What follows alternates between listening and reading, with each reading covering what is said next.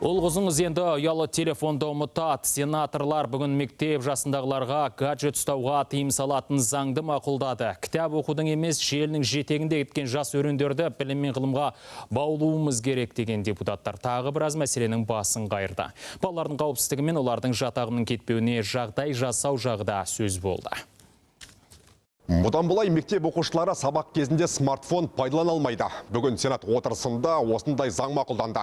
Осыған сәйкес енді ата-ана баласымен тек үзіліс кезінде ғана байланыс алады. Бұдан бөлек білім беру ұйымдарында зорлық, зомбылық пен діни және суицидті насихаттайтын ақпараттар тарататындарға жаза күшеймек. Зорлық, зомбылықты насихаттайтын, рухани баланың кемелденуіне кедергі келтіретін жат ағымдарға неше түрлі ақпараттардың жетегінде кетпеуге бағытталған біраз жақсы нормалар енгізіліп отыр. Оқу процесіне қатысы жоқ. Жалпы мына құқықтық сауаттылық мәселесі ол әрбір ұрпақтың саналы, салауатты азаматты өсіп шығу үшін өте керек нәрсе ғой деп ойлаймын. Жақында Атырау, Ақтөбе қалаларында мектептерге шабуыл жүргізілетін жөнінде жалған ақпарат тараған еді.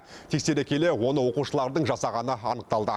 Мұндай оқиғалар осыған дейін де бірнеше рет қайталанған болатын. Сол себепті жауаптылар енді мұндай бұзақылық істегендердің ата-аналары заң алдында жауап беретінін жеткізді. Многие дети предполагают, что көп оқушы бұл бір ойынның элементі деп ойлап жүр. Мұндай жағдайлар енді қайталанбауы қажет. Сол себепті министрлік тарапынан балалардың құқығын қорғау бойынша жаңа алгоритм жасап жатырмыз. Сондай-ақ енді тек заң шеңберінде әрекет етеміз. Яғни жалған ақпарат таратқан баланың ата-анасы әкімшілік жазаға тартылады. Бұдан бөлек Сенатта оқушылардың білім деңгейі де айтылды. Қазір мектеп жасындағы балалар кітаптың бетін ашпайды. Оқығанның өзінде мазмұнын түсінбей тек жаттан түрде айтып береді. Ал бұған жастардың ұялы телефоннан бас алмауы себеп болуы мүмкін. Падает читательская грамотность. Мектептерде оқу сауаттылығы төмендеп барады. Қазір жастар әлеуметтік желілермен әуестенген. Bir жағынан бұл да жақсы шығар. Алайда біздің балаларымыз кітаптарды, әсіресе әдеби шығармаларды өте аз оқиды. Осылайша олар өздеріне болашақта қажет болатын басты құндылықтарды жоғалтуда. Білім саласына тоқталған соң балалардың қауіпсіздігінде айта кеткен жөн. Өкінішке қарай былтыр мектептерде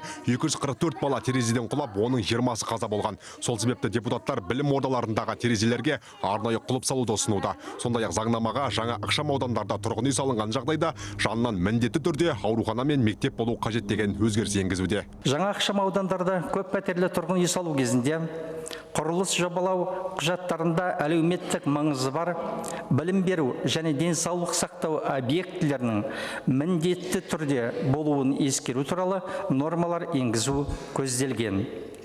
Бұл өз кезегінде 3 ауысымды мектептер мәселесін шешуге, сапалы білім беруге және тұрғындарға қолжетімді медициналық көмек көрсетуге мүмкіндік береді. Жиында сенаторлар салынғанына 30 жылдан асқан мектептердің жай күйін әр 5 жыл сайын тексеріп отыру қажеттігін де айтты.